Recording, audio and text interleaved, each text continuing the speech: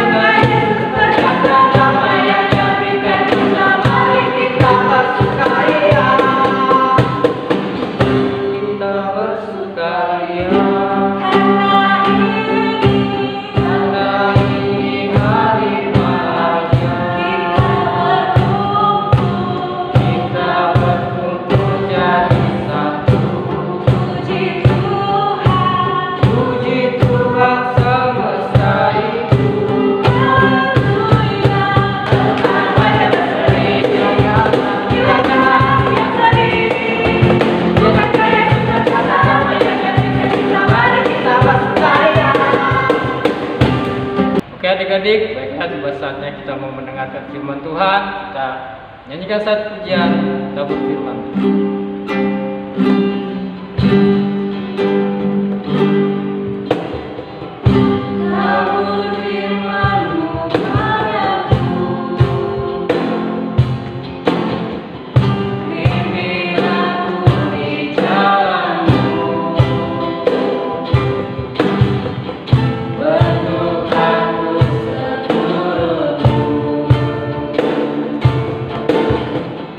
Agar aku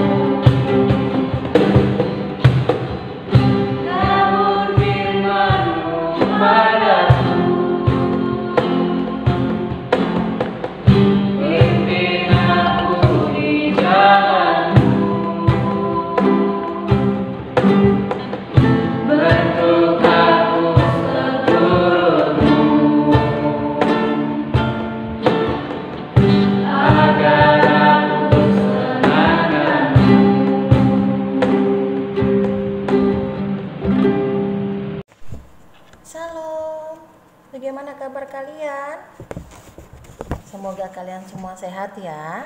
Jangan lupa tetap menjaga kebersihan dan protokol kesehatan. Kalau keluar jangan lupa untuk menggunakan masker ya adik-adik ya. Bagaimana tadi kalian sudah memuji dan memuliakan nama Tuhan? Nah sekarang persiapkan hati dan pikiran kalian untuk mendengarkan cerita firman Tuhan. Hari ini Tante akan membawa cerita firman Tuhan yang berjudul Salomo membangun bait Allah. Kalian bisa baca di 1 Raja-Raja 3 ayat 1 sampai 5, 1 Raja-Raja 5, 1 Raja-Raja 6, 1 Raja-Raja 7, 1 Raja-Raja 8, 1 Raja-Raja 9 ayat 1 sampai 9. Adik-adik, Tante akan melanjutkan cerita tentang kerinduan Daud untuk membangun bait Allah di tengah-tengah kota Yerusalem. Daud menginginkan bait Allah dan kehadiran Allah di tengah-tengah Yerusalem. Dia mempunyai kerinduan untuk membangun bait Allah. Tapi Allah berkata kepada Daud, kalau yang mempunyai tugas untuk membangun bait Allah itu adalah Salomo anaknya Daud. Adik-adik, pada saat Salomo diangkat menjadi raja atas bangsa Israel, ayahnya Daud masih hidup dan kemudian ayahnya meninggal. Pada suatu hari, Salomo memanggil penutua bangsa Israel. Dia berkata, "Mari kita pergi menyembah Tuhan di Gideon." Adik-adik, Gideon itu terletak di kota kecil Yerusalem. Di situ ada kemah suci dan mereka ingin pergi ke sana untuk membawa korban bakaran. Dan bangsa Israel begitu banyak membawa hewan adik-adik ya untuk menjadikan korban bakaran di kota Gideon. Pada saat bangsa Israel dan Salomo tiba di Gideon, Salomo memperhatikan rakyatnya. Kemah suci yang ada di Gideon ini tidak cukup untuk menampung rakyat Israel dan tempatnya lebih kecil dari bangsa Israel yang sudah begitu banyak.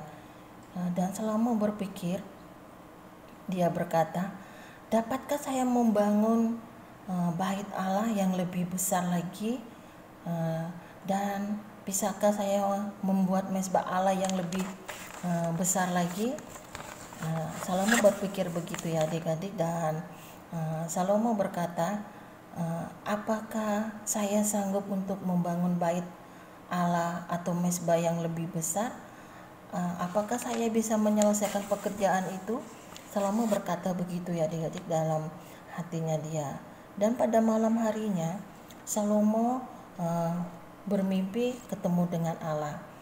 Dalam mimpinya Allah berkata, mintalah apa yang kau inginkan, maka akan kuberikan kepadamu. Dan Salomo berkata, aku masih muda Allah, dan aku tidak tahu bagaimana caranya memimpin bangsa yang besar ini. Berilah saya hikmat dan budi pengerti supaya aku dapat memimpin umatku dengan baik. Tuhan mendengar permintaan Salomo, sungguh senang. Salomo tidak meminta kekayaan atau panjang umur, melainkan meminta hikmat. Dan Tuhan berjanji kepada Salomo akan lebih bijak daripada raja sebelumnya maupun sesudahnya. Tuhan juga menjanjikan kekayaan, kemuliaan, dan panjang umur, hal yang tidak diminta oleh Salomo, tapi Allah memberikan kepada Salomo. Dan hati Salomo sungguh dibenarkan di mata Tuhan, dan sungguh-sungguh dibesarkan pada waktu itu ya adik-adik. Dan Salomo langsung terbangun dari mimpinya, dan dia percaya kalau Tuhan akan memberikan dia hikmat dan budi pengerti. Adik-adik, setelah kepulangan Raja Salomo dari Gideon, Salomo ingin mempersiapkan segala sesuatu untuk pembangunan bait Allah. Dia menghitung dari segala barang yang sudah dikumpulkan oleh ayahnya dan melihat apa yang perlu ditambah. Kemudian dia menulis surat kepada teman ayahnya, yaitu Raja Hiram di negeri Tirus. Dia meminta adik-adik ya, agar Raja Hiram mengirimkan kayu-kayu aras dari hutan Lebanon. Raja Hiram pada saat itu senang sekali waktu mendengar bahwa sebuah rumah ibadah yang besar dan indah akan dibangun oleh Raja Salomo di tengah-tengah Yerusalem, di kota Yerusalem, adik-adik, dan ia mengizinkan untuk menebang pohon aras di hutan Lebanon sesuai dengan jumlah yang dibutuhkan. Dan juga di sini adik-adik, Salomo juga memberikan 20.000 kor tepung dan 20.000 kor minyak dari tahun ke tahun ya untuk Raja Hiram. Lalu Raja Salomo menghitung jumlah orang untuk membantu penebangan pohon-pohon aras yang ada di hutan Lebanon. Nah, dia memperkerjakan orang 30.000. Tapi adik-adik, di sini Salomo mengatur mereka berangkat 10.000 untuk membantu penebangan pohon aras di pegunungan Lebanon beserta mandor-mandornya. Di sana mereka menebang pohon-pohon aras dan juga sonober ya adik-adik, dan dia menariknya ke laut dan mengikatnya menjadi rakit. Kemudian diapungkan melalui laut tengah sampai ke pelabuhan Yafo. Adik-adik, di situ kayu-kayu dimuatin dan ditarik naik ke gunung sampai ke kota Yerusalem. Dari tempat lain juga adik-adik ada pekerja-pekerja batu-batu besar, pemahat untuk alas dari pembangunan Bait Allah nanti ya adik-adik ya, oleh 100 pemahat adik-adik di sana. Dan kemudian Raja Salomo meminta Raja Hiram untuk mencarikan seorang ahli untuk mengerjakan emas, perak, tembaga, besi, batu, kayu, dan kain-kain. Dan dia harus mengajarkan kepada tukang-tukang yang lain supaya rumah Tuhan menjadi sebuah bangunan yang indah. Dan Raja Hiram menemukan yaitu bernama Huram. Dan Huram juga dia bersedia untuk mengajarkan tukang-tukang bangunan dan mendampingin mereka sampai pembangunan yang direncanakan selesai. Pada tahun keempat pemerintahan Salomo mulai membangun Bait Allah. Tinggi ukuran untuk Bait Allah itu adik-adik ya, tingginya 30 asta, lebarnya 20 asta, dan panjangnya 60 asta. Adik-adik, dinding-dindingnya yang di luar itu terbuat dari batu-batu yang besar dan indah. Pintu-pintu dan rangka-rangka kayu di bagian dalam bangunan diukir sangat indah sekali dengan gambar malaikat, pohon palem, dan bunga-bunga yang dilapisi emas. Tirai-tirainya yang berwarna biru, ungu, dan merah itu memisahkan tempat yang maha suci di bagian dalam dari tempat yang paling suci. Adik-adik, di luar halaman Bait Allah, Salomo juga mendirikan 2 tiang tembaga yang tinggi. Tiangnya diukir dan dihiasi dengan ukiran buah delima yang indah. Dan juga adik-adik ya, tiang-tiangnya yang kokoh dan sangat indah itu menambahkan keagungan, keindahan dari Bait Allah. Adik-adik, diperlukan masa 7 tahun untuk menyelesaikan pembangunan Bait Allah dan dikerjakan dengan jerih payah dari ribuan orang yang ikut dalam pekerjaan itu. Kita juga ketika semua pekerjaan telah selesai, Raja Salomo membawa masuk semua peralatan yang telah disiapkan oleh ayahnya Daud, peralatan seperti emas, perak, dan perkakas, dan menempatkan di dalam perbendaharaan di Bait Allah. Adik-adik, Bait Allah yang dibangun Salomo adalah bangunan yang paling indah di kota Yerusalem dan di seluruh negeri di sekelilingnya. Waktu orang melihat Bait Allah dengan 2 tiang tembaga yang besar terukir. Semua orang berdiri dengan memandang takjub dan berseru, betapa besar dan mulianya Allah Israel. Hanya satu yang masih kurang. Apa itu adik-adik? Tabut perjanjian belum dibawa masuk ke dalam bait Allah. Dan itu terjadi pada hari pembaptisan bait Allah nanti adik-adik. Adik-adik, Salomo mau mempersiapkan pentabisan bait Allah dan dia memanggil para penetua Israel dan semua kepala suku dan kelompok-kelompok yang ada di Yerusalem untuk mengangkut tabut perjanjian yang ada di kota Daud di Sion. Adik-adik, yang mengangkut tabut perjanjian Allah yaitu orang-orang Lewi, dan mereka meletakkan tabut perjanjian di tempat yang maha suci di bawah sayap kedua kerub. Kerub-kerub itu diukir dari kayu pohon zaitun dan dilapisi oleh emas. Mereka berdiri sedemikian sehingga sayap-sayap mereka menyentuh kiri dan kanan ruangan yang maha suci itu dan bersentuhan dengan di tengah ruangan. Adik-adik, mereka juga berdiri menghadap ke ruang suci. Jadi tabut perjanjian diletakkan di bawah sayap mereka.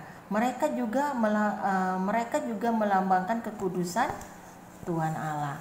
Adik-adik, para imam yang keluar dari tempat kudus itu dan juga para penyanyi dari suku Lewi sudah berdiri di sebelah kiri mezbah. Adik-adik, mereka juga berpakaian lenan halus berwarna putih bersih, dan tangan mereka juga memegang alat-alat musik seperti gambus, kecapi, dan mereka itu ada 120 imam meniup nafiri. Mereka serentak memuji, memuliakan Tuhan bersama dengan para penyanyi. Adik-adik, pada saat itu tiba-tiba terjadi sesuatu di bait Allah seperti terjadi pada waktu kemah suci didirikan. Sebuah awan memenuhi rumah Allah sehingga mereka tidak seorang pun imam pun yang bisa berada di dalam ya adik-adik ya. Allah berkenan tinggal di bait Allah itu yang dibangun untuknya, dan kemuliaan hadirat Allah memenuhi ruangan itu. Dan bangunan bait Allah ya adik-adik yang baru dibangun oleh Salomo. Dan juga raja memberkati semua yang datang untuk pentabisan bait Allah. Sesudah itu dia berbalik menghadap mezbah dan ia bersujud di hadapan Tuhan dan berdoa. Ya Tuhan Allah, tidak ada Allah seperti Engkau yang memelihara perjanjian dan kasih setia kepada hamba-hambamu. Sesungguhnya langit tidak dapat memuat Engkau, terlebih lagi rumah yang kudirikan ini. Dengarlah doa dan permohonan hamba-Mu ini, kiranya matamu terbuka terhadap rumah ini siang dan malam. Dengarlah semua doa doa dari umat-Mu yang didoakan dalam rumah-Mu ini, dan bila Engkau mendengarnya, Engkau akan mengampuni kami. Dan jikalau ada orang asing yang datang dari negeri yang jauh berdoa kepadamu di rumah ini, dengarkanlah juga doa mereka, supaya semua suku bangsa di seluruh bumi, di muka bumi ini tahu bahwa Engkaulah Allah di surga dan di bumi. Itulah adik-adik doa Daud ya, setelah dia pentabisan bait Allah. Bertahun-tahun kemudian, setelah Salomo selesai mendirikan bait Allah, maka suatu malam Allah berbicara kepada Salomo. Allah berkata, Salomo, aku telah mendengar doamu. Aku akan memberikan apa yang kau minta daripadaku. Aku sudah memilih dan menguduskan bait Allah. Jika engkau hidup seperti Daud ayahmu dan taat kepada suaraku, anakmu, cucu, dan cicitmu akan menjadi raja atas bangsa Israel. Tetapi bila engkau dan anak-anakmu berbalik daripadaku dan beribadah kepada Allah lain, aku akan membuang orang Israel dari negeri ini, dan rumahku ini yang kudirikan akan kuhancurkan sama sekali. Adik-adik, di sini Allah bertemu dengan Salomo, memperingatkan Salomo untuk selalu setia kepada Allah, jangan menyembah Allah lain selain Allah. Dan dari pelajaran ini semua kita bisa menyimpulkan ya adik-adik, kita harus memahami bahwa Tuhan selalu berkenan hadir di tempat yang kita sediakan untuk Tuhan, dimanapun ya adik-adik ya, di rumah, dimanapun. Kalau kalian berdoa untuk kehadiran Tuhan, Tuhan akan datang dimanapun kalian berada. Dan juga harus menghormati kehadiran Tuhan, jangan melalaikan. Oh ya, Tuhan tidak hadir. Nah, dimanapun kalian berada, Tuhan selalu ada di samping kalian. Apabila kalian mengundang, Allah juga hadir di setiap kehidupan kalian. Dan selalu menyembah Tuhan dengan sukacita dan sikap yang hormat. Adik-adik, makanya kalian jangan sampai absen untuk tidak ikut mendengarkan firman Tuhan setiap hari Minggu ya, karena kita masih beribadah secara online. Adik-adik, demikianlah firman Tuhan yang Tante bawakan. Mari kita berdoa. Bapa, kami mengucap syukur, biarlah kami selalu hadir di setiap perlindungan-Mu, selalu ada di setiap kehidupan kami. Kami belajar untuk selalu menghadirkan Engkau dalam setiap kehidupan kami secara pribadi ya Bapa. Kami percaya Engkau selalu menolong, memberkati kehidupan kami semua. Terima kasih Yesus, biarlah firman ini bisa kami dengar dengan baik dan kami simpan di dalam hati. Terima kasih ya Bapa. Haleluya, amin.